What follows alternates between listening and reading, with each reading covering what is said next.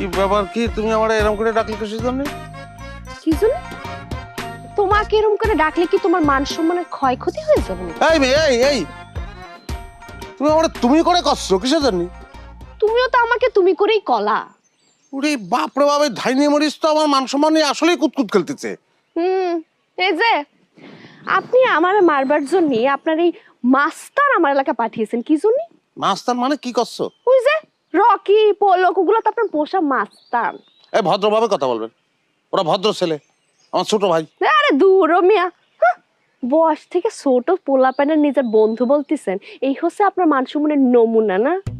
আচ্ছা হয়েছে, যাত্রার সঙ্গে কথা বলে মূল্যবান সময় নষ্ট করার আমার সময় নেই। এই যে টাকা দিয়ে তারপর যান। কিসের টাকা?